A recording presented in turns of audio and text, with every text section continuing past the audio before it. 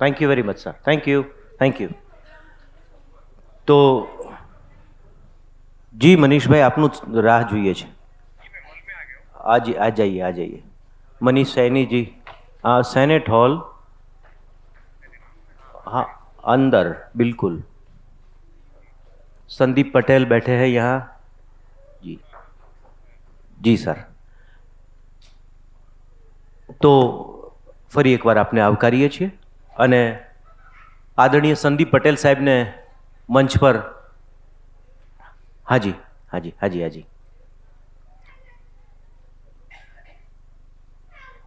आइए मनीष सैनी साहब, आइए. खूब ताड़ीओ साथे आदरणीय संदीप पटेल અને મનીષ સૈની સાહેબને મંચ પર હું નિમંત્રિત કરું છું. રાજેશ શર્મા અને શૈલેન્દ્ર વાઘેલાને પણ હું મંચ પર સાથે નિમંત્રિત કરું છું.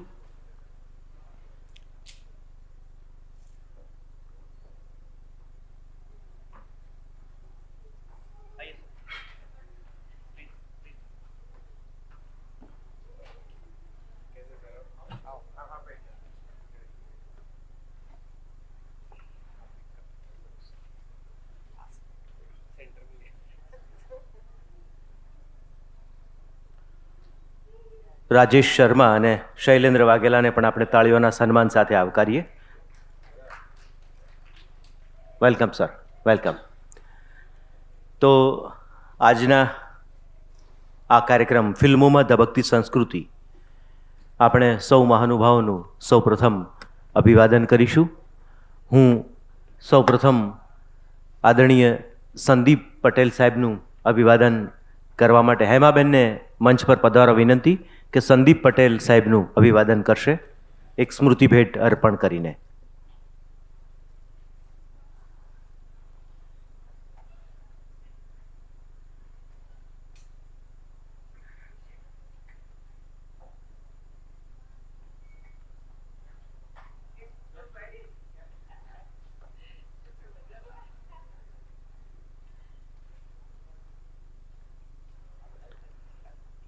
Thank you. હેમાબેનને જ વિનંતી કરીશ. મનીષ સૈની ખૂબ જાણીતા નેશનલ એવોર્ડ ઢ ફિલ્મના ડિરેક્ટર આજે આપણી સાથે છે, એમનું પણ અભિવાદન આપણે કરીશું સ્મૃતિચિહ્ન દ્વારા. વાઘેલા સાહેબને વિનંતી કે સ્મૃતિ ભેટ. હેમાબેન મહેતા ખૂબ સિનિયર આર્ટિસ્ટ, અઢળક ફિલ્મો સિરિયલ્સ જેમણે હેમાબેને કરી છે, આજે આપણી સાથે છે. મનીષ સૈની સાહેબને અભિવાદન કરશે.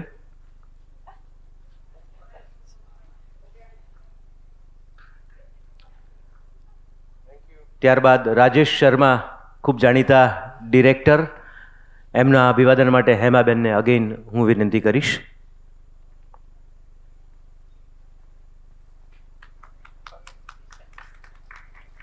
ખૂબ જાણીતા પત્રકાર, લેખક અને ફિલ્મ વિશે અત્યાર સુધી જેમણે કોઈએ ન લખ્યું એટલું ગુજરાતી ફિલ્મો વિશે, હિન્દી ફિલ્મો, સવિશેષ ગુજરાતી ફિલ્મો માટે મેઇન સ્ટ્રીમના અખબારમાં લખનાર એક્ટિવ જર્નલિસ્ટ શૈલેન્દ્ર વાઘેલાના અભિવાદન માટે અગેન હું હેમાબેનને વિનંતી કરીશ.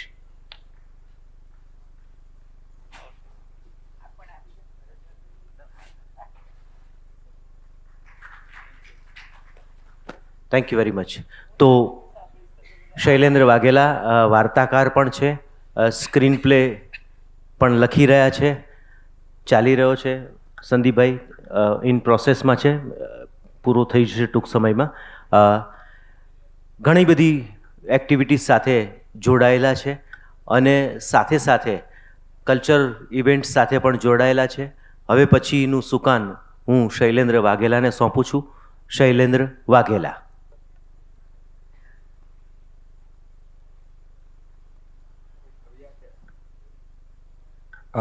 હલો ચાલુ.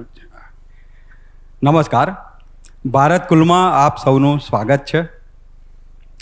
ગુજરાતી ફિલ્મોની વાત કરીએ તો 1932માં પહેલી ફિલ્મ નરસિંહ મહેતા રિલીઝ થઈ અને ત્યારથી લઈને અત્યાર સુધીમાં 2023 સુધીમાં 9 દાયકામાં અનેક પડાવો ગુજરાતી ફિલ્મે પાર કર્યા છે. ઘણા ચઢાવ ઉતાર જોયા છે.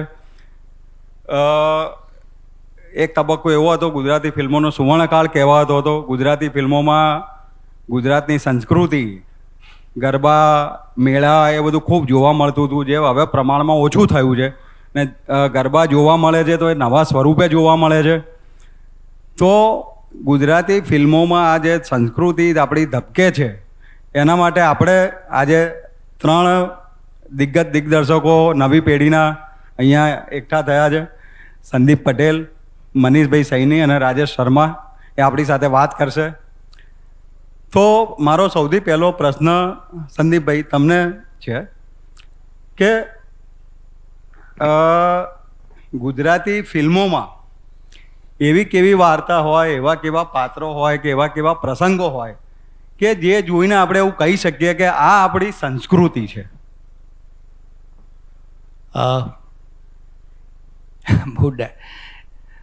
અત્યારના મોડર્ન આધુનિક ફિલ્મ જેને અર્બન તો મને ગમતો નથી શબ્દ, પણ જે અત્યારની જે સિનેમા છે ગુજરાતની, એ અત્યારે વર્લ્ડ સિનેમા સાથે, ઇન્ડિયન સિનેમા સાથે, સફળ ઇન્ડિયન, સાઉથ અને બોલિવૂડ ને બધું જે કંઈ આપણે કહેતા હોય હિન્દી સિનેમા, આ બધાની સાથે ઓડિયન્સને મેળવવાની સંઘર્ષ કરી રહી છે અત્યારે. એટલે અને મારો સંસ્કૃતિ શબ્દનો અર્થ છે ને એ વર્તમાન સાથે, એટલે કે પ્રેઝન્ટ કાળ સાથે બહુ જરૂરી છે.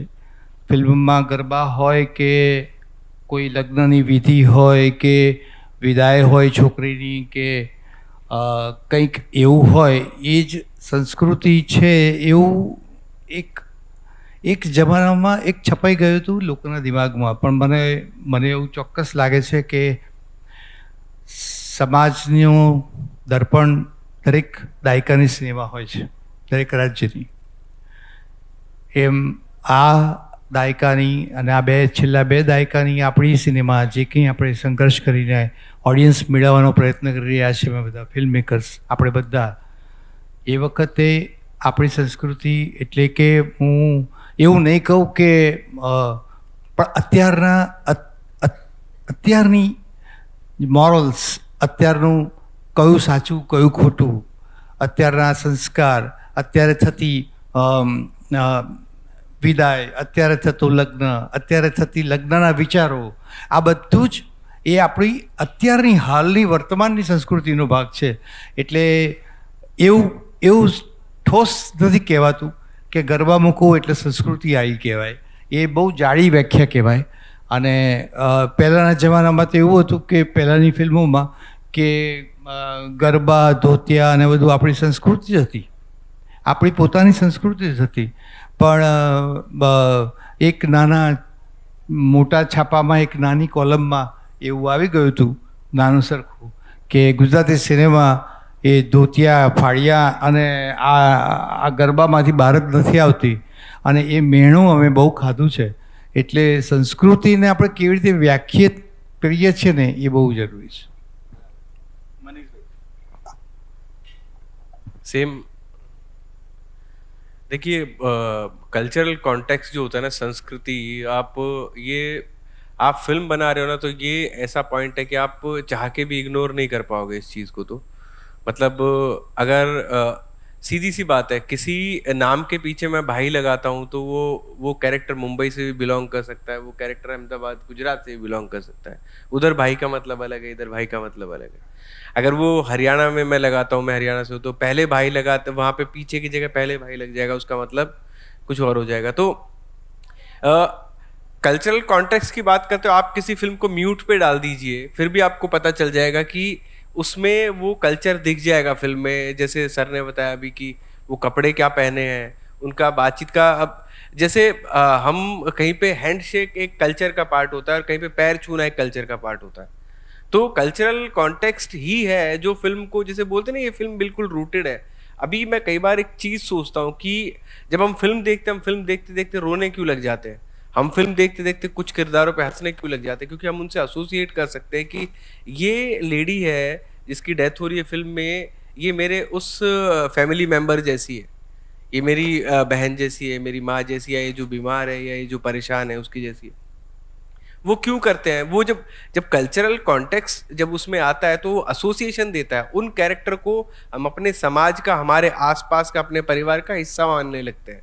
तो ये तो बहुत इम्पोर्टेंट चीज़ है। और ये तो मैं बताता हूँ कि जैसे स्क्रिप्ट का एक हिस्सा, मैं एनआईडी में पढ़ता था जब शुरू में जब स्क्रिप्ट राइटिंग का कोर्स शुरू हुआ, तो हमको बोलते थे कि आज न्यूज़पेपर में क्या है पढ़ के आना, उस बारे में बात करेंगे। तो मुझे लगता था कि स्क्रिप्ट राइटिंग फिल्म में तो कहानियों के बारे में होती है, तो उसका न्यूज़ से क्या लेना देना, उसका हिस्ट्री से क्या लेना देना, उस जगह पे क्या हुआ था। तो अगर आप आज के समाज को नहीं समझोगे, आज के कल्चर को नहीं समझोगे, उन वैल्यूज़ को नहीं समझोगे, तो आपके कैरेक्टर, आपके किरदार उतने रिच नहीं हो पाएंगे, उनमें उतनी डेप्थ नहीं आ पाएगी, वो खोखले बनते जाएंगे, वो झूठे पेपर स्केच बनते जाएंगे, आउटलाइन बनते जाएंगे। तो आई थिंक कल्चरली फिल्म का रिच होना बहुत इंपॉर्टेंट है और बहुत ही ज़रूरी है।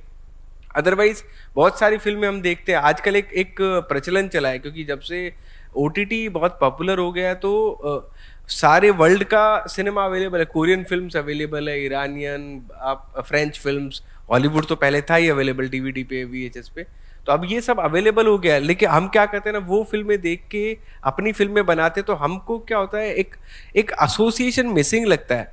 ये लगता है कि इसमें अच्छा था, थ्रिलर अच्छा था, सस्पेंस अच्छा था, लेकिन इसके कैरेक्टर अपने जैसे नहीं लगते, मतलब ये हमारे आसपास की नहीं लगती।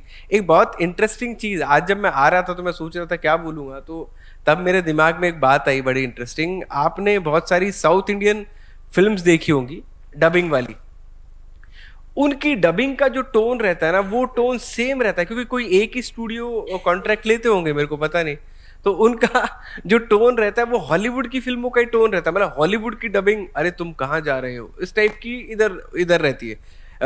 इस वजह से हमको क्या होता है ना, साउथ इंडियन फिल्म में बहुत रूटेड होती है, कंतारा और बाकी मलयालम फिल्में जितनी देखो, वो हमसे बॉलीवुड से ज़्यादा रूटेड रहती है, क्योंकि बॉलीवुड को थोड़ा डाइल्यूट बनाया जाता है कि ज़्यादा लोग समझ सकें। लेकिन फिर भी उस डबिंग की वजह से हम उन साउथ इंडियन फिल्मों को कई बार हजम नहीं कर पाते कि ऐसे थोड़ी बोलते हैं।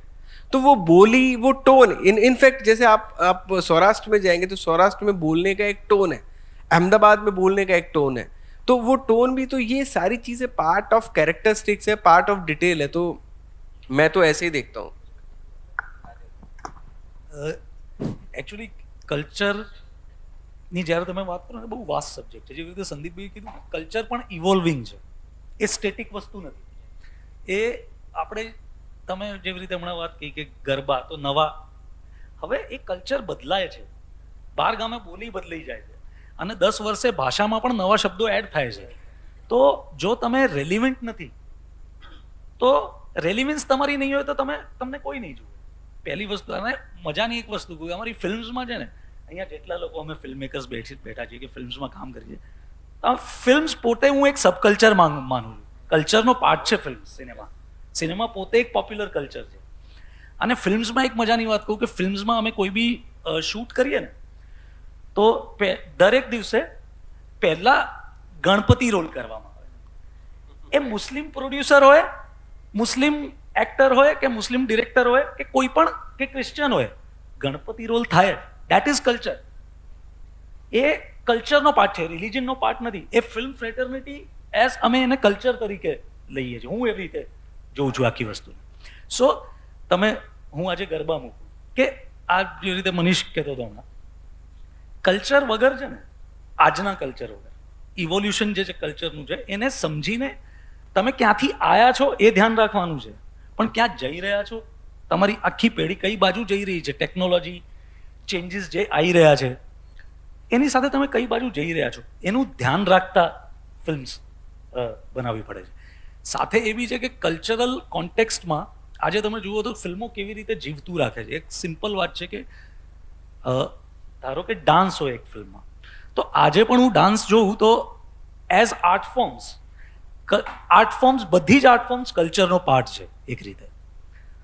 તમે તમારા ડાન્સીસમાં ટ્રેડિશનલ ડાન્સીસનો ફોર્મ્સ આવે જ, ગીતોમાં ડાન્સ હોય તો it is in a way I am hanging on to that culture. મારું ત્યાંથી જ આવે છે, મેં પાછું છોડ્યું નથી.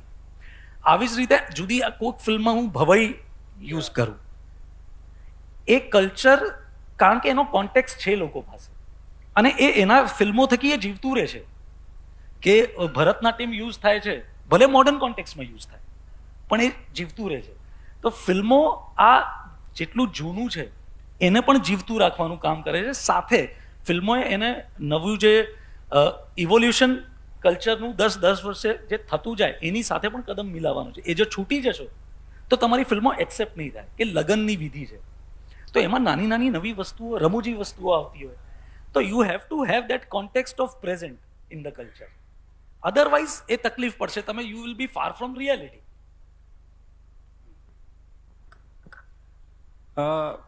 ગુજરાતી ફિલ્મોની પોતાની આગવી એક લેગસી છે. એ લેગસી એ સેન્સમાં કે પહેલી હિન્દી ફિલ્મ બની આલમારા, એના સવા વર્ષમાં જ ગુજરાતી ફિલ્મ બની ચૂકી હતી. ત્યારથી લઈને આજ સુધી આટલા સમયગાળાના અંતે બી અત્યારે જે ફિલ્મો બની રહી છે, નવી અર્બન ફિલ્મો જેને કહેવામાં આવે છે, ત્યાં સુધી બીજી ફિલ્મોમાં એટલે કે બીજી ભાષાની ફિલ્મોમાં, હિન્દી ફિલ્મોમાં કે સાઉથની ફિલ્મોમાં જેટલા પ્રમાણમાં કામુક દ્રશ્યો જોવા મળે છે કે બોલ્ડ દ્રશ્યો જોવા મળે છે, એવા દ્રશ્યો આજે પણ ગુજરાતી ફિલ્મોમાં નથી જોવા મળતા. પહેલાં પણ નહોતા મળતા. પણ પહેલાં તો માનો કે બીજી ફિલ્મોમાં પણ ઓછા હશે, પણ કમ્પેરેટિવલી આપણે એ બાબતે હજુ પણ ખૂબ જાળવી રાખ્યું છે. કદાચ એ આપણા ગુજરાતી સમાજનું રિફ્લેક્શન હશે વોટ એવર, પણ આપણે હજુ એ નથી ફિલ્મોમાં એ કક્ષાના બોલ્ડ દ્રશ્યો આપણે નથી જોવા મળતા. તો એવું કહી શકાય કે એના આપણી ગુજરાતી સંસ્કૃતિ વધારે સારી રીતે રિફ્લેક્ટ થાય છે ફિલ્મમાં, કે આને મૂળ પર્ટિક્યુલર બોલ્ડ દ્રશ્યોના સંદર્ભમાં આપણે કલ્ચરને કેવી રીતે મૂલવી શકીએ. બોલ્ડ દ્રશ્યો અથવા તો સેન્સ્યુઅસ ડિપિક્શન ઓફ દેટ સિક્વન્સ કે વોટ એવર, તો એવા પાત્રો ફિલ્મમાં કદાચ હોઈ પણ શકે, પણ વાર્તા એને જસ્ટિફાય કરે તો આપણે પણ કરવા પડે, એમાં કોઈ શંકા નથી. પણ જનરલી દરેક ભાષા સાથે એશિયન ફિલ્મ્સ જે છે, overall south Asian film industry depends on box office majorly. એટલે બોક્સ ઓફિસ એટલે કે મારું ઓડિયન્સ એ આ સ્વીકાર છે, એ બહુ મહત્ત્વનું છે. રાઇટ નાવ બંગાળમાં એવું છે કે ઘણા બધા કોસ્મો ભેગું થઈ ગયું છે. બંગાળમાં ઘણા બધા ઇન્ફ્લટ્રેશન કે બહારથી આવેલા ને બધું ભેગું થઈ ગયું છે. એટલે બંગાળી જે રે અને ઋત્વિક ઘટકનું કલ્ચર હતું ને, એ હવે બંગાળી સિનેમામાં એ રિફ્લેક્ટ નથી થતું. રાઈટ? તો 10 મિનિટ્સ લવ મેકિંગના સિક્વન્સ હોય છે બંગાળી ફિલ્મોમાં, 8 થી 10 મિનિટના લવ મેકિંગના સિક્વન્સ હોય છે. We can't afford in Gujarati cinema. આપણે એવો સબ્જેક્ટ હોય તો પણ આપણે એ સબ્જેક્ટમાં એને બહુ સ્ટાઇલાઇઝ કરીને આપણે એ સિક્વન્સને નાનું કરીને કેવી રીતે આપણે મૂકતા હોઈએ છીએ. કારણ કે બાપ અને દીકરી સાથે જોતા હોય છે, ભાઈ બહેન સાથે જોતા હોય છે, અને આપણી સિનેમા ફેમિલી વ્યુઇંગ મેક્સિમમ છે રિજનલ સિનેમા. એટલીસ્ટ અમારી ફિલ્મોને ટિકિટ ખર્ચીને જોવા જાય છે, એ ફેમિલી જોવા જાય છે. ફ્રન્ટ બેન્ચર્સ કોલેજવાળા જાય છે મિત્રો, પણ એ થોડુંક પહેલું પ્રાયોરિટી હિન્દી સિનેમાને, હોલિવૂડની સિનેમાને, પછી સાઉથની પોપ્યુલર સિનેમાને, અને પછી ગુજરાતીને આપે છે. સો આ ફરિયાદ નથી, અમારે પણ એ જગ્યાએ પહોંચવું છે, અમારો પ્રયત્ન ચાલુ છે.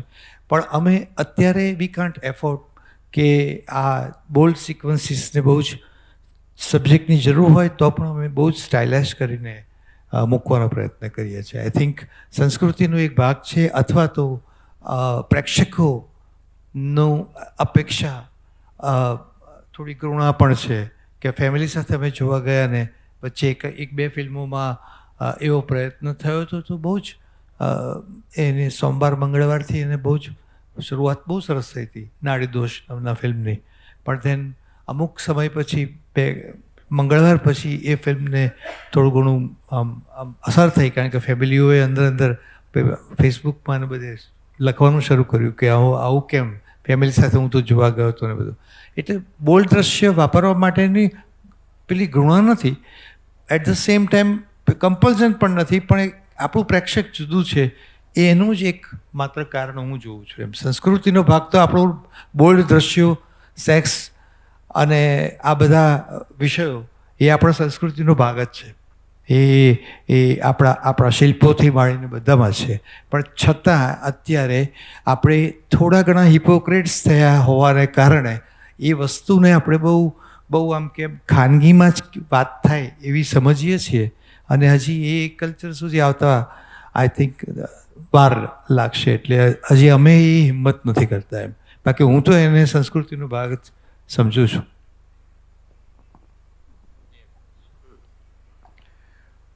देखिए, आप जो भी बनाते हैं ना, आई थिंक इधर 3 फिल्म मेकर्स हैं, तो मैं पर्सनली भी जानता हूँ, संदीप सर को जानता हूँ, राजेश भाई को जानता हूँ. तो आप जो भी बनाते हैं फिल्म, कहीं ना कहीं उसका रिफ्लेक्शन होता है. जैसे आप होते हैं वैसे बनाते हैं, जैसा आप सोचते हैं वैसा आप बोलते हैं, ऐसा ऐसा होता है मोटे मोटे तौर पे. तो ये हमने क्या, मैं आपको 2-3 ये बताता हूँ कि मेरे घर में टीवी बहुत लेट आया था.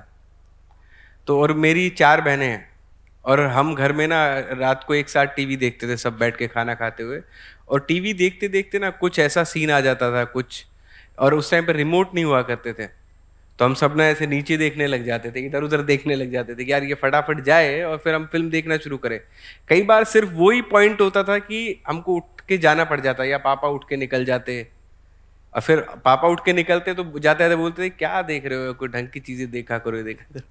तो कहीं ना कहीं मेरे दिमाग में वो चीज़ें देखो रहती है, आपके कल्चर से कुछ चीज़ें आती है, तो कहीं ना कहीं हम भी ये कोशिश करते हैं.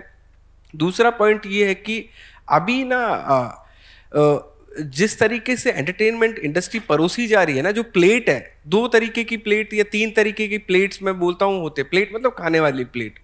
तो एक प्लेट होती है ऐसे वाली प्लेट, सबसे छोटी प्लेट, मोबाइल. वो बहुत पर्सनल व्यूइंग होता है, जिसपे आप क्या देख रहे हो, कहाँ देख रहे हो, कुछ फर्क नहीं पड़ता. वो बहुत पर्सनली आपके और आपके लिए रहती है. तो उस पे आई थिंक वो सब बहुत सारे ऐप्स है, जैसे उल्लू करके एक ऐप है, सब है. आई थिंक उनके जो ग्राहक है ये वाले लोग हैं, बहुत सारे ऐप्स हैं. उसके बाद दूसरा प्लेट जो होता है टीवी. तो टीवी पर्सनली पूरी फैमिली के लिए होता है, दादी भी आ जाती है, और ये पर्सनली वो लोग रहते हैं कि थिएटर में नहीं जा पाए, या तो बहुत ज़्यादा लोग हैं.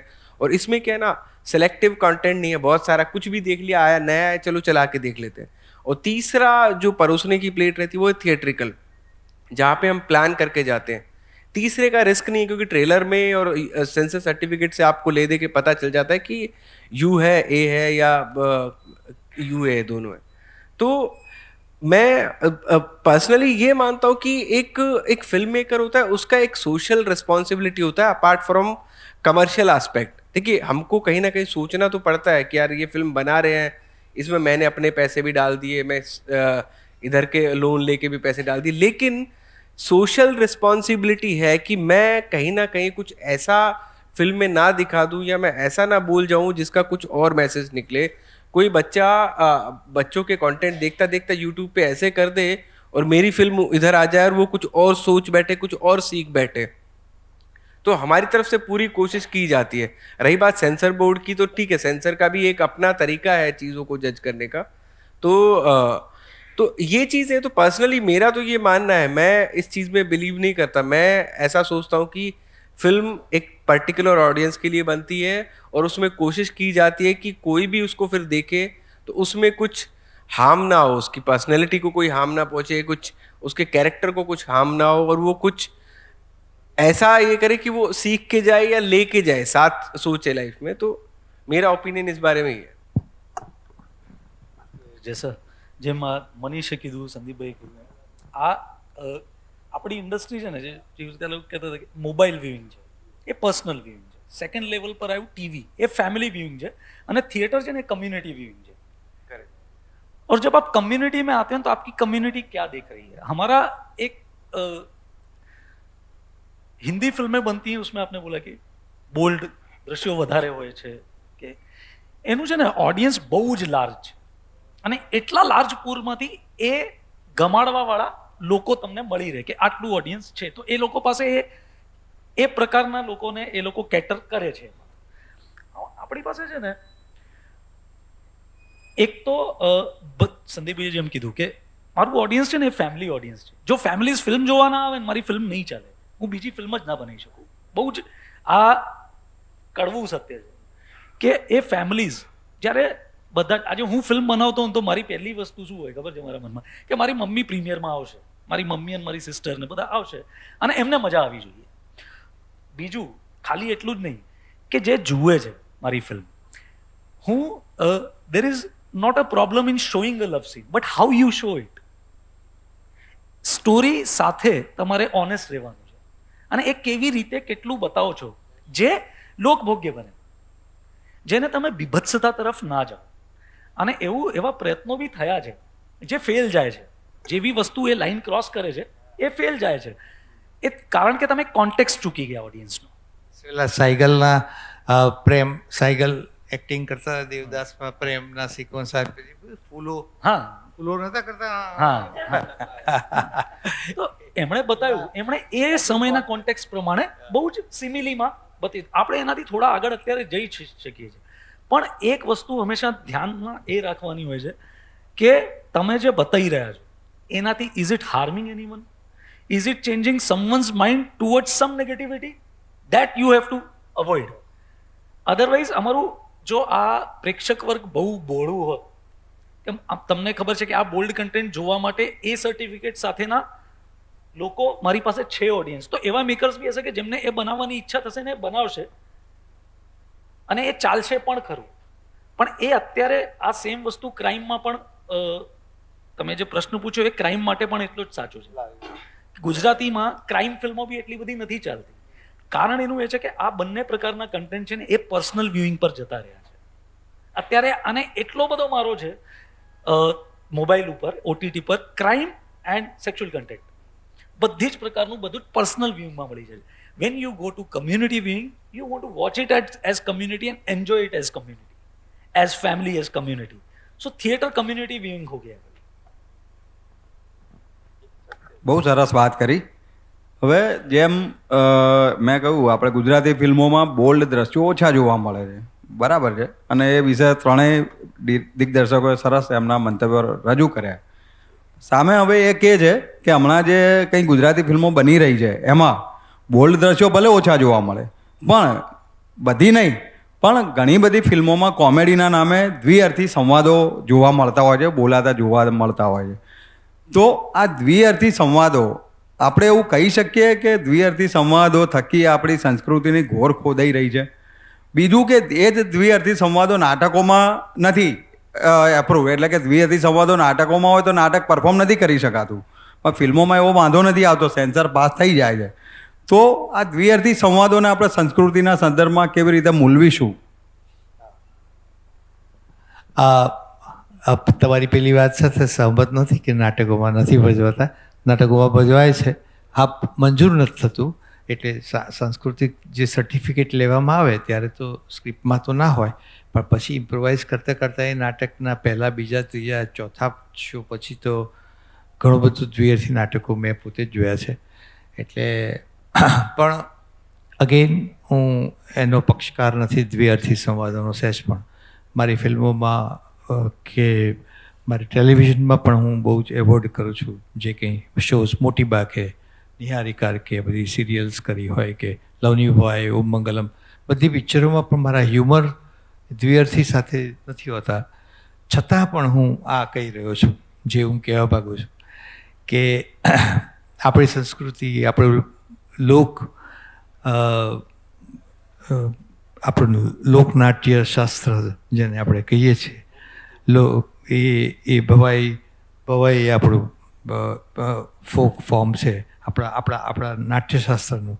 તો ભવાઈમાં વર્ષોથી, આજથી 250-300 વર્ષથી ભવાઈ જ્યારે ભજવાય છે ત્યારે લોકભોગ્ય બનાવવા માટે એને હ્યુમરસ કેરેક્ટર્સ વચ્ચે આવતા હોય છે.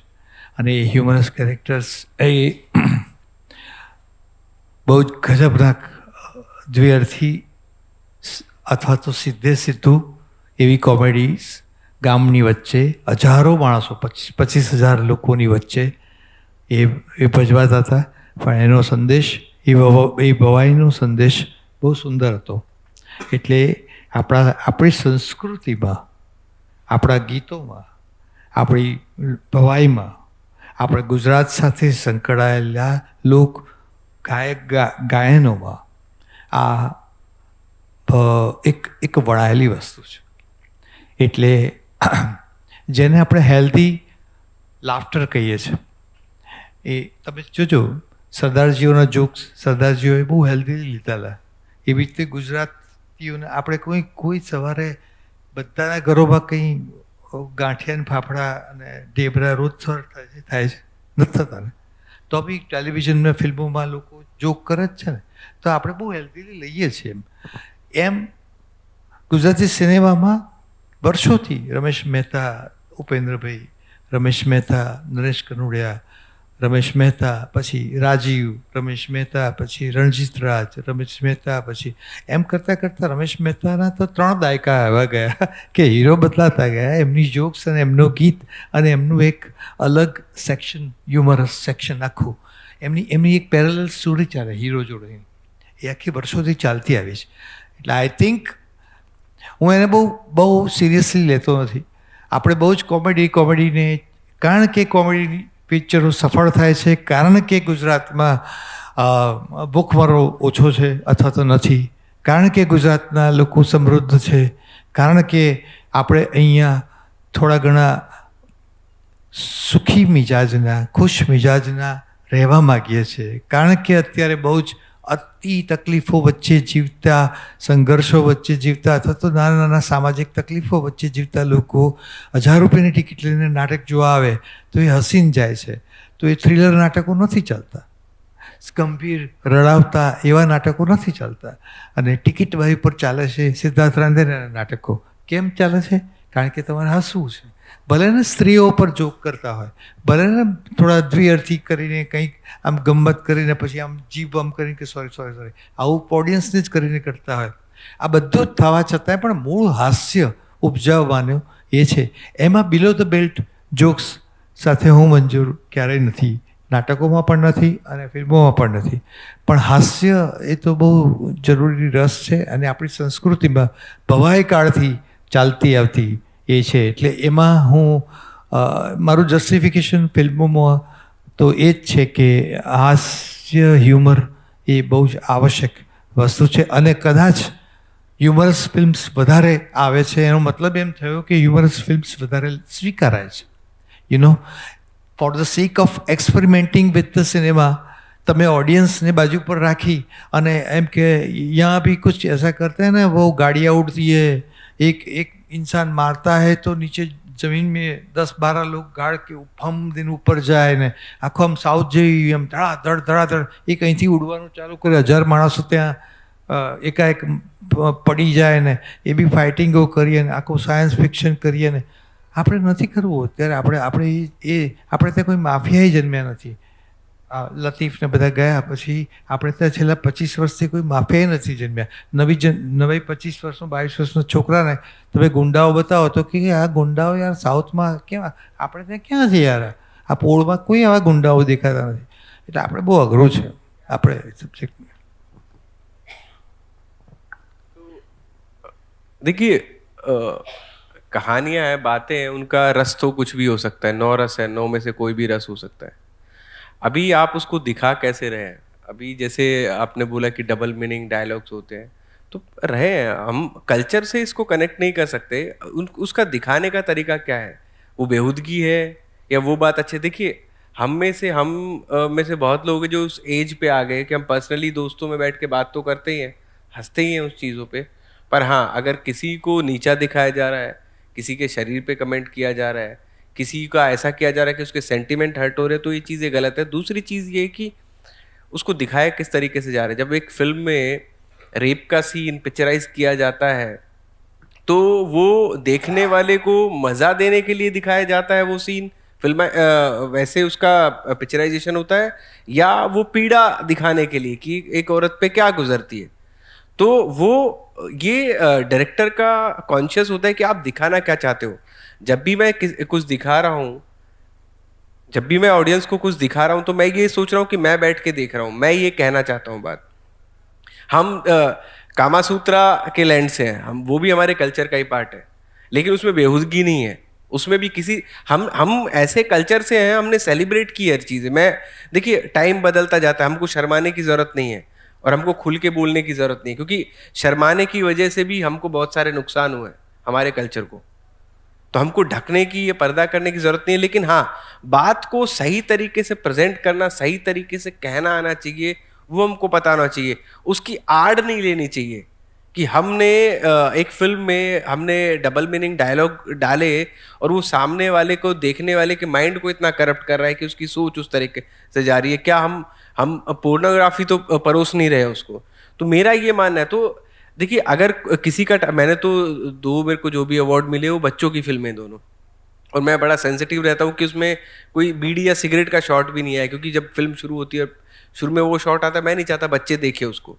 तो मैं इतना कॉन्शियस रहता हूँ कि यार इतना आपको सोचना पड़ेगा। लेकिन अगर किसी का टारगेट ऑडियंस ऐसा है कि मेरे को उन 5 लोगों के, 5 दोस्तों के बारे में फिल्म बनानी है जो जिंदगी के इस मोड़ पे कि ऐसे मजाक करते, तो ठीक है।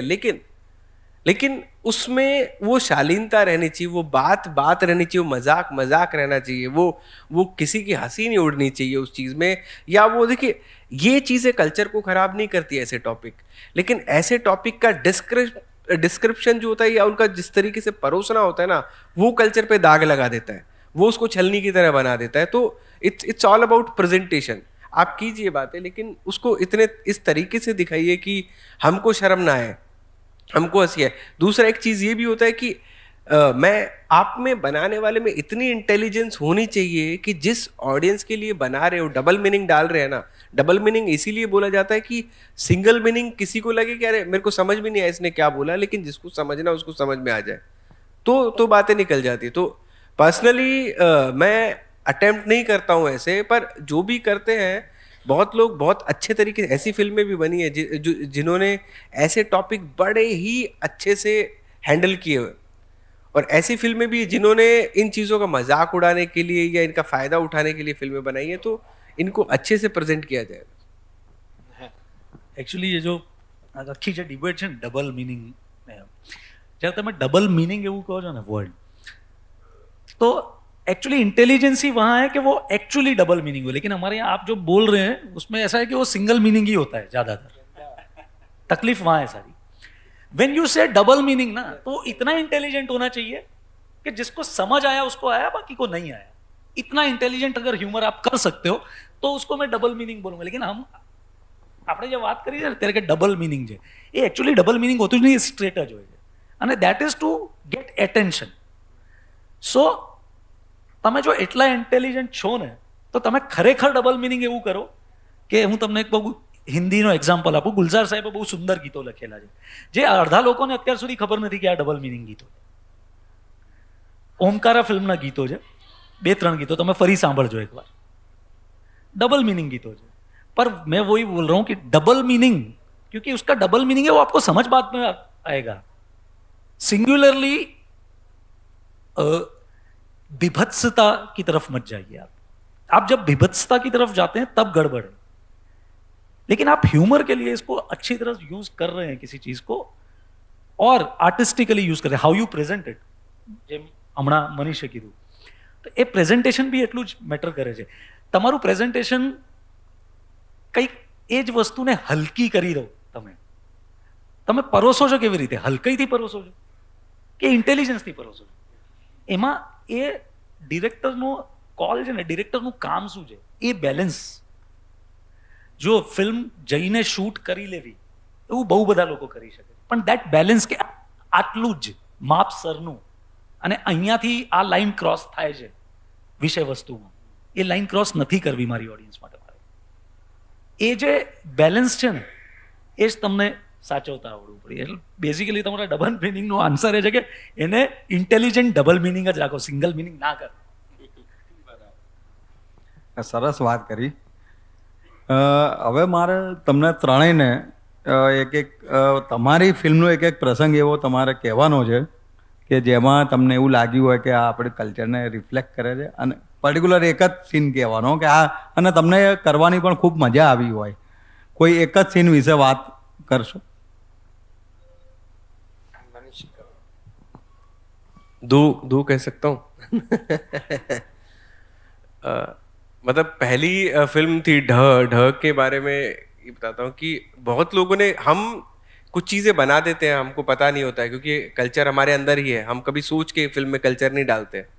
तो ढ का एक सीन था जब बच्चे एग्जाम लिख रहे हैं और एग्जाम के ऊपर जय बजरंग बली, वो जो आंसर पेपर होता है ना शीट के ऊपर, मैं भी जाता था तो सबसे पहले जय श्री राम जय बजरंग बली ये लिख देता था और ये लगता था कि अब बजरंग बली देख लेंगे, मैं पढ़ा नहीं पढ़ा वो संभाल लेंगे, पास तो करवा देंगे। तो जैसे ही अब हम फिल्म इधर बनाते, शूटिंग इधर होती है, जब बॉम्बे जाते हैं तो उसका पोस्ट प्रोडक्शन एडिटिंग जो सारा साउंड का काम सब उधर होता है। तो एक करतार सिंह थे जिन्होंने हमारे साउंड में काम किया था, फिर डीआई की एक टीम थी, तो जो भी उस शॉट को देखते थे ना वो बोलते थे यार मैं भी ऐसा ही लिख के आता था कि ऊपर भगवान का नाम लिख दिया, जय श्री कृष्णा लिख दिया या जय बजरंग बली या जो भी भगवान को मानते थे कि अब भगवान मेरे को बचा लेगा किसी तरीके से। आई थिंक एक सीनियर एज ग्रुप की मैं बात कर रहा हूँ, आप में से बहुत सारे लोग हैं, तो एक ये चीज है जो पार्ट ऑफ डिटेल हो जाती है, पार्ट ऑफ कल्चर होती है। दूसरी चीज है, मैंने अभी एक फिल्म बनाई थी गिद्ध करके, एक शॉर्ट फिल्म थी, तो हम उसका साउंड मिक्स कर रहे थे। तो उसमें क्या होता है, एक कैरेक्टर का बच्चा बीमार है तो वो एक रोटी लेके आता है होटल से और उसको रोटी देता है, ये शॉट था। अब जब साउंड इंजीनियर उसको अजीत मिक्स कर रहा था, साउंड इंजीनियर जब उसको मिक्स कर रहे थे तो रोटी उसने इतनी ऊपर से डाली उसकी प्लेट में और थप से आवाज आई और फिर आगे वो चल गया। इसको फॉली बोलते हैं, फॉली जैसे प्लेस किया उसने साउंड जो होता है उसको फॉली, जो भी ये फॉली का आ गया चलने का, कुछ सामान रखने का, वो फॉली है। तो फॉली साउंड उसने ऐसे किया और रोटी का थप से आवाज आया। तो मैंने बोला अजीत वो वाला यार फिर से देख सकते हैं क्या, वो साउंड बहुत ज्यादा लग रहा है। बोला नहीं, इतनी ऊंचाई से रोटी डाली है तो इतना तो साउंड आएगा उसमें। मैं बोला कि नहीं यार, इसका बेटा बीमार है, इसका अकेला बेटा है और उसको लग भी नहीं रहा कि बचेगा नहीं बचेगा, तो इस तरीके से तो रोटी नहीं रखेगा, वो थोड़ा प्यार से रोटी रखेगा। ये कहीं ना कहीं हमारे कल्चर की बात है एक। और देखिए इमोशन भी कल्चर का ही एक पार्ट है, इमोशनल वैल्यूज जो होती है ना वो कल्चर का ही पार्ट है। तो अजीत ने बोला मैं, तुम्हारी बात सही है, लॉजिक सही है, मैं साउंड को कम कर सकता हूँ, लेकिन दूर से रख रहा है, इतनी ऊपर से रख रहा है तो सही नहीं लगेगा टेक्निकली। मैं बोला बेशक नहीं लगे, emotionally it should be correct, otherwise ये लगेगा इसका बच्चा मरने वाला है। जिस तरीके से ने रोटी डाली है ना, हम बाहर किसी को डालते हैं ऐसे कि ले खा ले।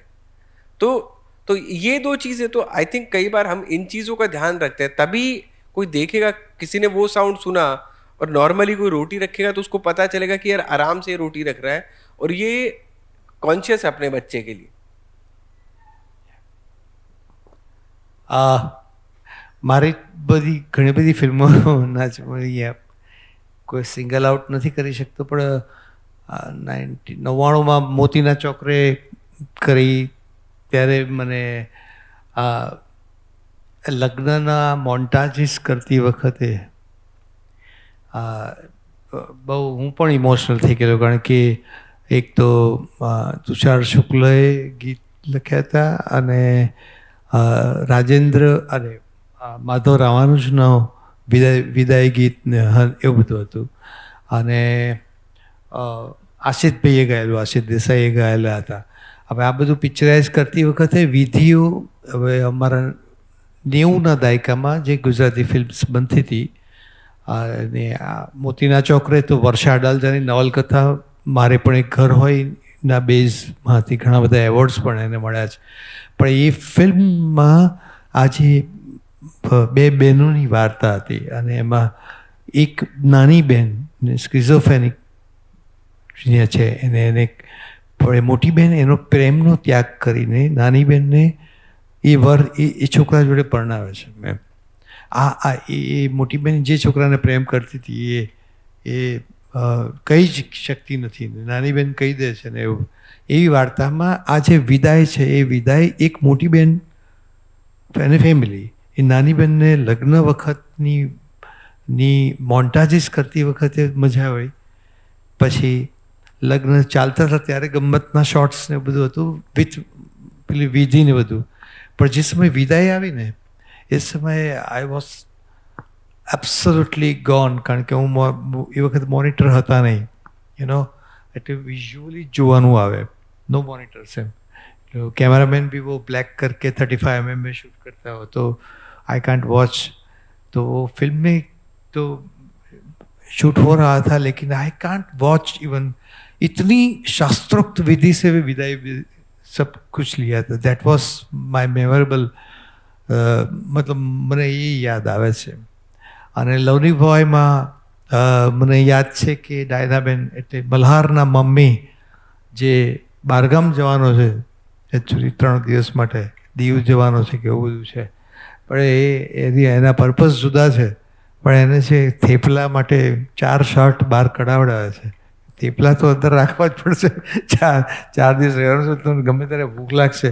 આ જે છે ને એ આપણું ડીપ કલ્ચર છે, આપણે જુદા પ્રકારનું એવું કલ્ચર છે કે જે ક્યાંક ને ક્યાંક આપણે દરેક કોર્ટમાં પણ મેરેજ કરીએ ને તો પણ આપણે આપણા મગજમાં એ મેરેજ નથી લાગતા હોતા, એ એટલી હદે આપણા લોહીમાં કર્યું છે. એટલે આ 2 સિક્વન્સ મારા મગજમાં અત્યારે આવ્યા હાલ કરતા. બાકી ઘણી બધી ક્ષણો એવી છે કે જે ઓલમોસ્ટ આપણા દરેક શાસ્ત્રોમાં લખાયેલી હોય, પ્રેમની વ્યાખ્યા, પ્રેમનું અભિવ્યક્તિ, આ બધી વસ્તુઓમાં બહુ જ મજા આપણા શાસ્ત્રનો રેફરન્સ લઈને જ કરી છે. રામને સીતા નું સૌથી પહેલાં મળ્યા એ બાગ મને બહુ ગમે. એ પ્રેમ કથાનો બહુ જ અદ્ભુત એ છે કે એમનું લગ્ન નક્કી કર્યું હતું, એકબીજાને જોયા નહોતા એમને. ઇટ મીન્સ કે એ લોકોનું લગ્ન પહેલાંનું મળવું એ બહુ ગજબ હતું. સુભદ્રાનું હરણ કરવું અર્જુને, એ બહુ ગજબ પ્રેમ કથાઓ છે. આ બધી પ્રેમ કથાઓ એટલી વાઇલ્ડ અને એટલી ખતરનાક છે આપણા શાસ્ત્રોમાં અને આપણી સંસ્કૃતિમાં કે એનું રિપ્રેઝન્ટેશન અમે તો કરવા જઈએ ફિલ્મ મેકર્સ તો થોડા વાઇલ્ડ વધારે લાગીએ, એકચ્યુઅલી મને એવું કંઈક આમ સ્પેસિફિક યાદ નથી આવતું, પણ બહુ જાડી વાત કરીશ તો મારી પહેલી ફિલ્મ હતી પાસપોર્ટ. સો હું એ ફિલ્મનો સબ્જેક્ટ અને એ બધું અમે જ્યારે કરતા હતા ત્યારે મને એવો વિચાર આવ્યો કે વિદેશ જવાની ઘેલછા જે છે ને એ બી એક કલ્ચરનો પાર્ટ જ લાગ્યો મને. It is not out of culture કે દરેક ગામોમાં એટલા બધા લોકોને મળ્યો છું, દરેકને વિદેશ જવું છે અને એનઆરઆઈઝ આવે પાછા તો એમનું એક એટીટ્યુડ. હા, તો એ મને પાસપોર્ટ મારી ફિલ્મ જ આખી એ આ કલ્ચર ઉપર જ બનાવેલી ફિલ્મ. બીજી જે ફિલ્મ 3 એક્કા છે દેટ ઇઝ ઓલ્સો, હું બહુ જાડી વાત કરી રહ્યો છું, જુગાર રમવો જન્માષ્ટમીમાં એ બી પાર્ટ ઓફ કલ્ચર છે. તો એનો આ 2 ફિલ્મોનો કોન્ટેક્સ્ટ એટલે આપું કે કેમ why you do Gujarati films Gujarati કેમ લાગવી જોઈએ, એ આ વસ્તુઓથી ગુજરાતી લાગે છે ફિલ્મો. જે અમુક ફિલ્મો જે સીધી આપણે જે સબ્જેક્ટ કોઈ પણ ભાષામાં બની શકે, અત્યારે હું 3 એક્કા હિન્દીમાં નથી બનાવી શકતો કારણ કે એ કલ્ચરલ કોન્ટેક્સ્ટ છે ને એટલો સ્ટ્રોંગ બેસશે જ નહીં, એ અહીંયા બેસે છે. પછી 3 એક્કામાં એક સીન છે કે જ્યારે આ લોકો ડિસાઈડ કરે છે કે અમારે જુગાર રમવું છે એના ઘરમાં. તો જુગાર રમવું છે ખોટું કામ છે, બધાથી છુપાઈને રમવું છે, બધું જ બરાબર, અને કોકના સીધા સાધા છોકરાના સંસ્કારી ઘરમાં જુગારીઓ ભેગા કરીને રમવું છે.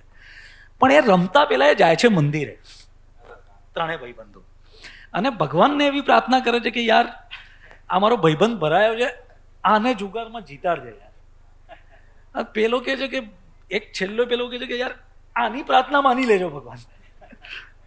તો આજે છે ને this is also I C it as cultural context only કે વેન કંઈક સારા કામ કરવા માટે કંઈક ખોટું કરી રહ્યા છીએ પણ એની પરમિશન ભગવાન પાસે લેવાની છે કે ભગવાન તું સંભાળજે, કારણ કે જન્માષ્ટમી તારો જન્મદિવસ છે, આ દિવસે તો ભગવાન આપીશ ને અમને.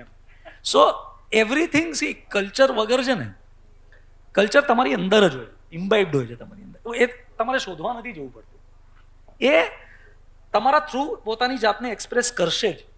તમારે એફર્ટ નથી મારવાની હોતી કે કલ્ચર હું મારી ફિલ્મમાં કલ્ચર નાખું, એની જરૂર નથી હોતી.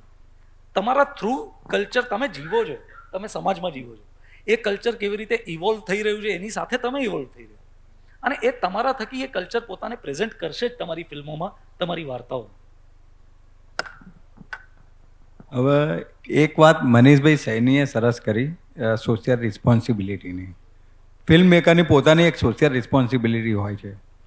તો હું અગેન 3 મેકર્સને એ પૂછીશ કે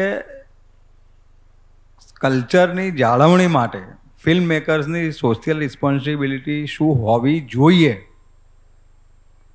આ બહુ મોટો અને વાસ લાંબો સવાલ છે. હવે તો 2.5 કલાકનું લેક્ચર થયો આમાં, પણ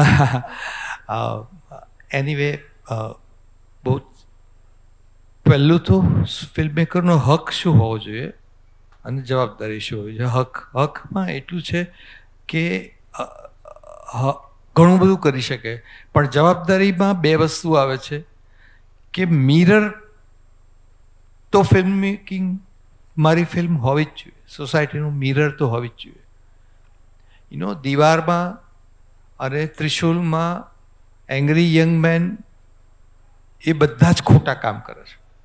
એ દાણચોરી કરે છે, એ ખૂન કરે છે, વિલનોને ઉપરથી નીચે ફેંકી દે છે, એ વેશ્યાને પ્રેમ કરે છે. આ બધી જ વસ્તુ હતી પણ એક એ અને એની સામે જેટલા લોકો એન્ટી હતા એ બધા લોકો પાપ કરતા હતા, પણ બહુ કલ્ચરમાં રહીને પાપ કરતા હતા. તો એ દાયકો એવો હતો કે સપ્રેસ સોસાયટીનો દાયકો હતો. આઝાદી પછીનું 70sનો દાયકો એ પૈસાદારોએ સપ્રેસ કરી નાખ્યા. પહેલાં મધર ઇન્ડિયા વખતે જમીનદારોએ સપ્રેસ કર્યા, ગામડાઓને, ખેડૂતોને, અને એ વસ્તુ શહેરમાં આવી અને રેશન કાર્ડ ને આ બધાને કારણે અનાજોના ગોદામ, સોનાની દાણચોરી, આ બધું શરૂ થયું અને એને કારણે માફિયાસ જન્મ્યા. તો એ દાયકામાં તમે જેટલી પ્રેમ કથાઓ આવી કે જેટલી સાદી આમ હસવાની વાર્તાઓ આવી કે આ આવી તે આવી, એ કોઈ નથી ચાલી. કેમ અમિતાભ બચ્ચન એકલો જ ચાલ્યો? કેમ અમિતાભ બચ્ચન આપણે ભગવાન? અત્યારે બી એ એંગ્રી યંગમેનનું ટેગ લઈને અત્યારે માણસ 80મા વર્ષે અત્યારે આપણે એને પ્રેમ કરી રહ્યા છીએ એક દાયકાને કારણે. તો આ જે જવાબદારી છે ને એ વખતે ફિલ્મ મેકરની એ સોસાયટીને મિરર બતાવવાની હતી કે this is what our society is. એમ દરેક દાયકામાં ફિલ્મ મેકરની પોતપોતાની રિસ્પોન્સિબિલિટીઝ હોય છે. બેઝિક રિસ્પોન્સિબિલિટીઝ ફિલ્મ મેકરની એટલી જ છે કે મિરર, સોસાયટીનું મિરર. અમારા કારણે કોઈ ખરાબ થતું નથી.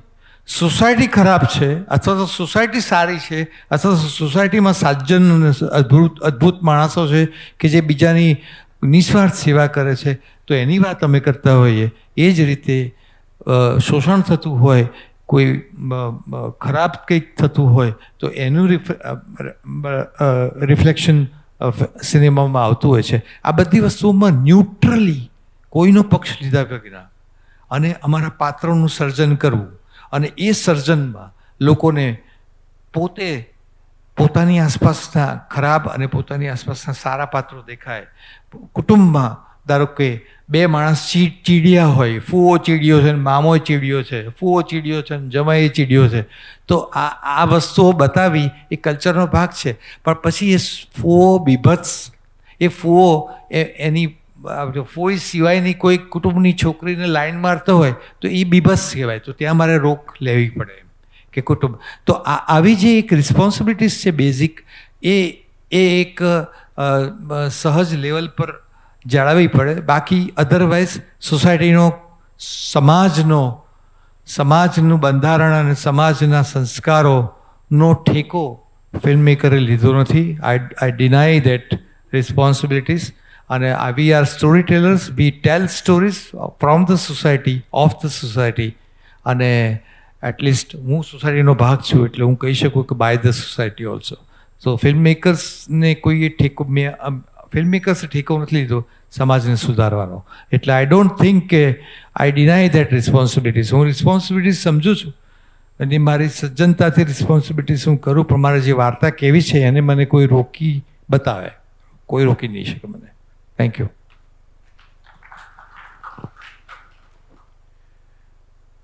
ये टॉपिक तो बहुत लंबा है और इसके बारे में बहुत तरीके से बोला भी जा सकता है. देखिए, सोशल रिस्पॉन्सिबिलिटी की बात ये है, अभी मैं आप इससे ना एस्केप नहीं कर सकते. सब कोशिश वही करते हैं क्योंकि देखिए हमारे रामायण काल से हम देखें ना तो एक बुरा आदमी था, सीता जी को लेके गया, उसका राम भगवान ने वध किया और फिर वापस से अयोध्या आ गए. ठीक है, अभी आप देखेंगे शोले की स्टोरी उठा लो या किसी फिल्म की उठा लो, ले दे के यही होता है.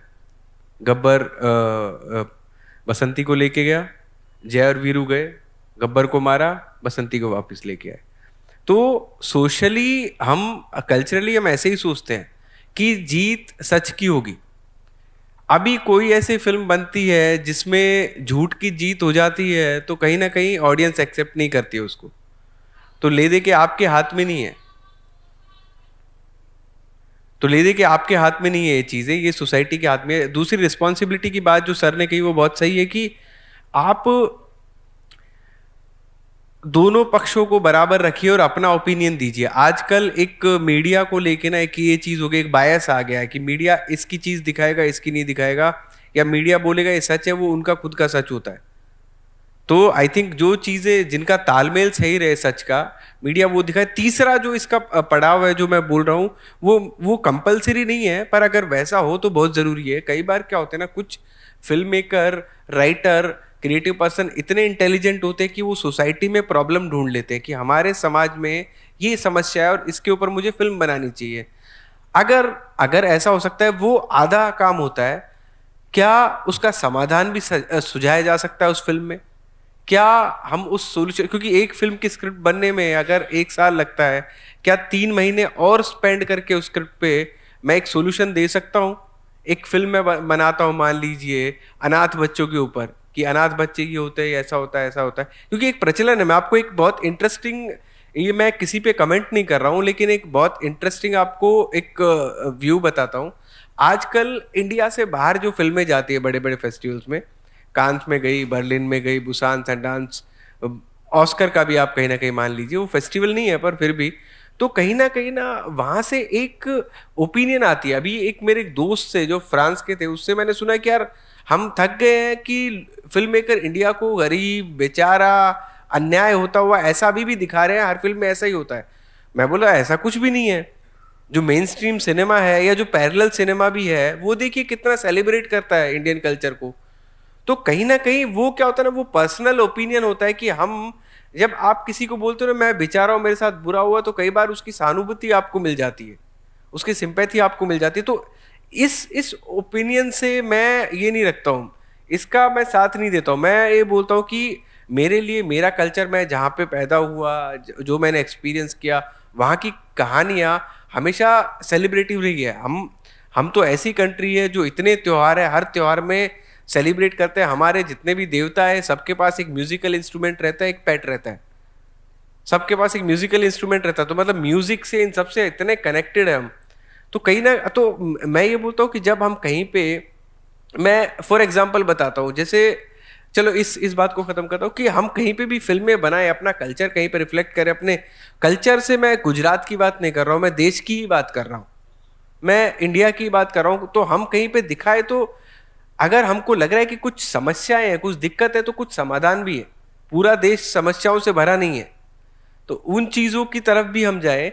तीसरी चीज मैं एक बोलता हूँ, बहुत इंपॉर्टेंट बात है, यहाँ पे अगर कोई फिल्म मेकर है वो सुन ले, एक लड़ाई आजकल हम लड़ रहे हैं, जो हिंदी फिल्म इंडस्ट्री बहुत ज्यादा वो लड़ाई लड़ रही है कि आप ज्यादा रूटेड फिल्में, ज्यादा ये फिल्में बनाओगे ना तो वो चलेंगी नहीं। और वो ये चीज, वो अपनी एक्सेल शीट वापस जाके नहीं देखते कि हिंदी इंडस्ट्री का जितना बुरा दौर चल रहा है, इतना बुरा दौर उसका कभी नहीं चला था। अच्छा दौर किसका चल रहा है? अच्छा दौर चल रहा है मलयालम इंडस्ट्री का, रीजनल का, तेलुगु इंडस्ट्री का, कन्नड़ इंडस्ट्री का। आज से मतलब 2 साल पहले की बात है, मैं कन्नड़ फिल्म मेकर से मिला था, 2 नहीं 3 साल हो गए होंगे। तो मैंने बोला कि कन्नड़ इंडस्ट्री का क्या हाल है? बोला सर बहुत खराब हाल है, बैंगलोर में तो देखिए मेट्रोपॉलिटन है, तो या तो लोग तेलुगु फिल्में देखते हैं या हिंदी देखते हैं, मतलब कन्नड़ा फिल्में तो देखते नहीं है। लेकिन पिछले 2-3 सालों में कंतारा जैसी रूटेड फिल्म आई और उसके बाद देखी इंडस्ट्री बदल गई पूरी। एक 12, 13, 20 करोड़ की फिल्म ने इतना 300, 400, 500 करोड़ का बिजनेस किया। तो वो क्यों किया? क्योंकि लोगों को लगा ये मेरी फिल्म है, ये अपनी फिल्म है।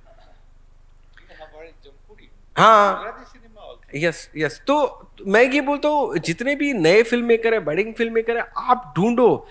देखिए कल्चर एक रूट की तरह है, अगर हमारी रूट्स नहीं है ना, तो वो पेड़ पड़ा आज हवा में इधर है, कल उधर है, तो वो रूट की तरह है। मैं ये नहीं बोल रहा कि आज की फिल्मों में भी वही पुराना लोग घड़े से पानी भर के लेके आ रहे हैं, मैं ये बात नहीं कर रहा हूँ, पगड़ी पहन के पंचायत कर रहे हैं, मैं वो बात नहीं बोल रहा हूँ। लेकिन कल्चर इवॉल्व हुआ है, ये पानी की तरह है जो बहता रहता है। तो उसको आप पहचानिए ये कैसे इवॉल्व हो रहा है और उस पे काम कीजिए, ये दिखाइए आज का कल्चर क्या है। और मैं ये बोलता हूँ कि एक मेरा प्रॉब्लम मेरी खुद की इंडस्ट्री से ये है कि बहुत नेगेटिव होते जा रहे हैं हम आप नेटफ्लिक्स खोलिए तो हम मैं भी संदीप सर राजेश भाई आई थिंक हम सब यही बात सोचते हैं आप कि आप नेटफ्लिक्स खोलो और मुझे 3 फिल्में आप जो पहला पेज है ना जिसमें 25 फिल्में डिस्प्ले हो रही है उसमें से कोई 2 फिल्में आप बता दो जो आप फैमिली के साथ पूरी बैठ के देख सकते हो।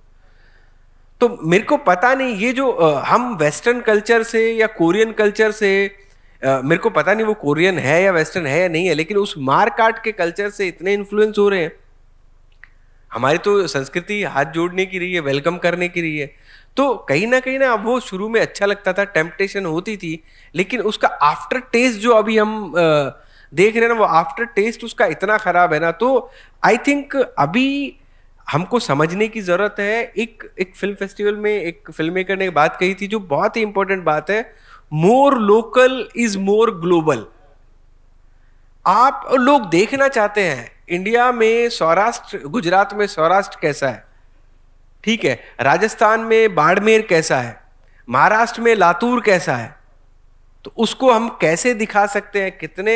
और जरूरी नहीं है कि हम उनको एक चीप थ्रिल दे दे कि देखो कितनी गरीबी है, कितनी बीमारी है, उसमें बहुत सारी अच्छी चीजें भी है और हम उस सेलिब्रेट करें, फक्र करें अपने कल्चर पे, अपनी चीजों पे। तो सोशल रिस्पॉन्सिबिलिटी मेरी तो फिल्म बनाने से पहले ये बात बोलनी है, ये बात सोचनी कि कम से कम हम अपने कल्चर को लेके थोड़ा प्राउड फील करें और हम जो बोलते हैं, हम जो बनाते हैं उसको हजारों लोग देखते हैं, करोड़ों लोग देखते हैं, अनलिमिटेड व्यूज उसके चले जाते हैं, एक प्लेटफॉर्म पे जाता है। तो हम अच्छी चीजें बनाएं, अच्छी चीजें दिखाएं, तो यही है। तो मतलब इतना सारा नेगेटिव नहीं है हमारे पास। हम क्यों नई जनरेशन को उस ट्रैक पे डाल रहे हैं? और अभी देखिए ये जो फिल्में हैं, मारकाट की फिल्में जो भी है जिसमें वायलेंस को सेलिब्रेट किया जाता है, ऐसे हम नहीं रहे हैं। और यही है कि इन चीजों का पीक भी आएगा और सैचुरेशन भी आ जाएगा। तो जो लॉन्ग लास्टिंग है, हाँ जो लॉन्ग लास्टिंग है, क्यों आप अगर आप में जितने लोग भी फिल्म में इंटरेस्ट ले रहे हैं, आप देखिए कि इंडिया से बाहर अगर कोई सेलिब्रेट जो फिल्म मेकर सेलिब्रेट किया जाता है, जिसको याद किया जाता है, वो सत्यजीत रे है। सत्यजीत रे की फिल्मों में एक बुढ़िया को लड्डू खाना है, मीठे का टेम्पटेशन है, वो गरीबी से लड़ रहे हैं, लेकिन उसमें रोने की बात नहीं है, उसमें परेशानी की बात नहीं है। वो एक सच्चा आईना है। सच्चा आईना नेगेटिव चीजें दिखा के नहीं होता है, सच्चा आईना सच्चाई दिखा के होता है। तो सच्चाई ये है, क्योंकि जीवन में उतार चढ़ाव आते रहते हैं, मतलब ये सब किसी को गरीबी या अमीरी से उसका जीवन या उसका कल्चर डिफाइन नहीं कर सकते। तो मेरे लिए आई थिंक ये सोशल रिस्पॉन्सिबिलिटी है कि सही चीज समझे, सही चीज दिखाएं। और एक लेगेसी होती है ना, जैसे रिले रेस में होता है ना कि एक हमने ऐसे पास किया, वो चीजें पास होती रहे बिना किसी ज्यादा लॉस के, कल्चरल लॉस के।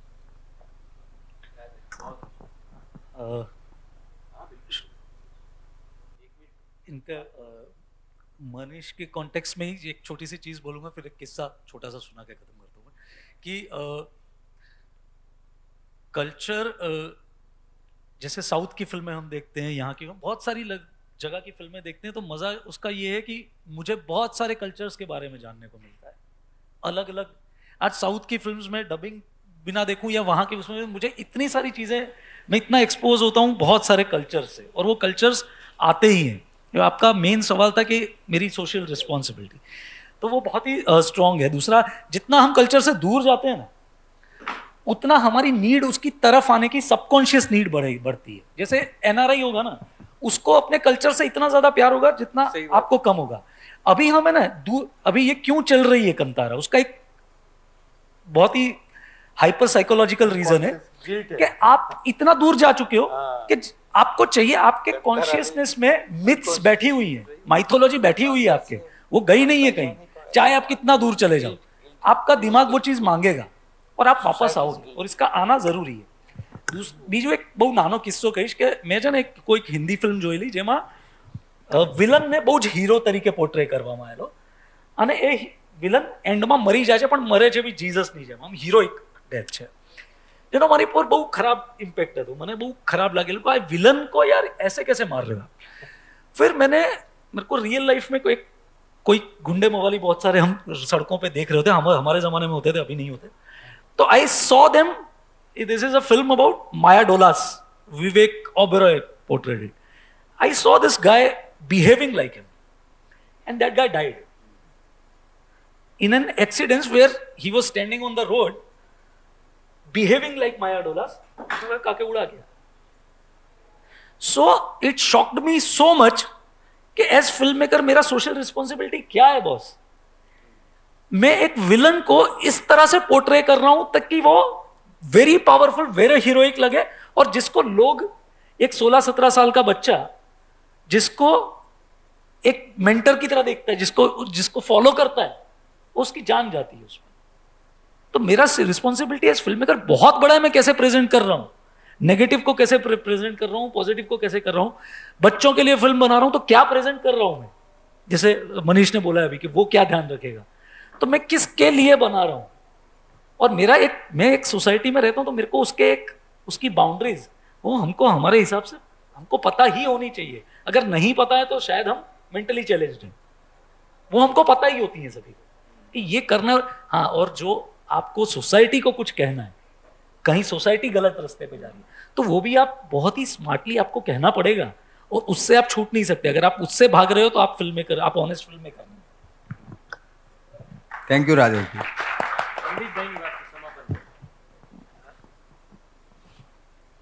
ને બસ મને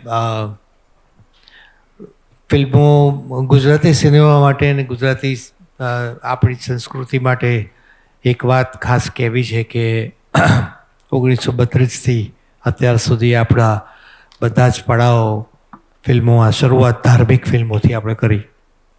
પછી એ ધાર્મિક ફિલ્મોમાંથી આપણે સોશિયલ ફિલ્મો, સામાજિક ફિલ્મો તરફ આવ્યા. આઝાદી પછીની ફિલ્મો આપણી બહુ ઇન્ટરેસ્ટિંગ હતી. I am not talking about Hindi cinema, હા, આપણી પોતાની ફિલ્મો. અને એમાં બધા બહુ જ લેજેન્ડરી, આશા પારેખથી માંડીને ઘણા બધા મોટા મોટા હિન્દી ફિલ્મોમાં પાછળથી બહુ સુપરસ્ટાર થયેલા ગુજરાતીઓએ આપણે ત્યાં કામ કર્યું. અને સોશિયલ ફિલ્મોનો જમાનો હતો. અને જે સમયે Amitabh Bachchan angry young man બન્યા, એ સમયે તમે જોજો પેરેલલ્સ. એ દાયકામાં 70sનો દાયકો, એ 70sના દાયકામાં આપણી આ જ કલ્ચરલ વેલ્યુઝ સાથે એન્ટી હીરો, જેમ હિન્દીમાં અમિતાભ બચ્ચન હીરો બન્યા, એટલે એ પ્રકારના પેલા એંગ્રી યંગમેન બન્યા. એમાં અહીંયા ઉપેન્દ્રભાઈએ બારવટિયાની જેસલ તોરલથી શરૂ કરી અને આપણો ગોલ્ડન પીરિયડ શરૂ થયો હતો. એટલે સોસાયટી સરખી જ છે, ઇરિસ્પેક્ટિવ ઓફ એની રાજ્ય. આખો દેશ એક છે, આખા દેશનું સંસ્કરણ એક છે, આખા દેશનું DNA એક છે. એટલે આપણે ત્યાં એ તમે જોશો દરેક રાજ્યમાં આવું થયું છે.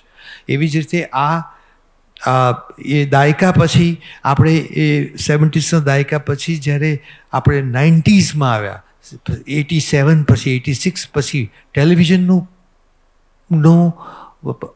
ઉદ્ભવ થયો. અને ટેલિવિઝનના ઉદ્ભવ પછી આપણે એ થિયેટરમાં લાલાઓ ઊભા હોય અને લાઇનમાં અમે લોકો પિક્ચરો ફર્સ્ટ ડે ફર્સ્ટ શો જોતા હતા, એ લાલાઓ અમને મારતા હતા, બ્લેકમાં ટિકિટ લઈને આ બધું. એટલે એ લોકો અમને અમારી પર બહુ જુલમ કરતા હતા ઓડિયન્સ તરીકે. તો ઓડિયન્સ આખા પિક્ચરોથી દૂર થઈ ગયું એ વખતે, અને ટેલિવિઝનમાં રામાયણ ને મહાભારત જોવા મળ્યું. અને એ 5 વર્ષ 1986થી 1992 આઈ એમ સો લકી કે આ બધા જ દોરમાં હું આ ટ્રાન્ઝિક્શન પીરિયડમાં, ઇવન ટેકનિકલી પણ ઇવોલ્યુશન્સના પીરિયડમાં અમે લોકોએ ફિલ્મો બનાવવાની, ટેલિવિઝન બનાવવાનું શરૂ કર્યું હતું. અને ત્યાર પછી યંગ છોકરાઓનો આવ્યો. હવે યંગ છોકરાઓ જ્યારે ઇન્ટ્રોડ્યુસ થયા ત્યારે કુમાર ગૌરવથી માંડીને બધા થયા હતા, પણ બાબરી મસ્જિદનો ધ્વંસ થયો એટલે 3 છોકરાઓને એ ધ્વંસને કારણે પોતે જે લોન્ચ થયા એમાં એમને સિમ્પથી વોટ્સ મળ્યા, સિમ્પથી પ્રેમ મળ્યો આખા દેશનો. અમને કીધું ને અનકોન્શિયસ ગિલ્ટ, સોસાયટીનું અનકોન્શિયસ ગિલ્ટ એમને સુપરસ્ટાર બનાવી ગયા. અને એ સલમાન, શાહરૂખ ને આમિર, એ 3 જણાને કયામત સે કયામત તક, મેને પ્યાર કિયા અને પેલી દીવાને કે વોટ એવર શાહરૂખની. એ તો આ થયું. અને એના પછી સોસાયટી સહેજ 2 પાંદડે થઈ, અને ત્યાર પછી દિલ ચાહતા હે આવે છે. થોડું સુખ આવે છે, થોડી મસ્તી આવે છે, થોડો આનંદ આવે છે, પ્રેમને થોડો ડાયલ્યુટ કરવામાં આવે છે. આ બધામાં પ્રેમ તો છે જ, પણ થોડી એરોગન્સ આવે છે, યુથમાં થોડી એરોગન્સ આવે છે. એમ કરતાં કરતાં આ દાયકાઓ મેં ઓબ્ઝર્વ કર્યા છે. એ રીતે જોવા જઈએ તો સોસાયટી બહુ જ પાણીની જેમ દરિયા તરફ નદી જેમ વહે ને એમ પોતાના ઉતાર ચઢાવ કરતી વહે છે. એટલે દરેક દાયકાના પોતાના સંસ્કરણ, સંસ્કાર, સંસ્કૃતિ હોય છે. એની સાથે આપણે તાલમેલ કરીને ફિલ્મ મેકર્સે કામ કરવું પડે છે. Thank you very much. Thank you very much આદરણીય સંદીપ પટેલ. એક જ મિનિટ આપનું સ્થાન જણાવવા વિનંતી. આદરણીય મનીષ સૈનીજી, રાજેશ શર્મા અને શૈલેન્દ્ર વાઘેલા સરસ મજાની વાત, કેટલાક નવા પહેલુઓ પણ ખોલી આપ્યા, એનો પણ આનંદ છે.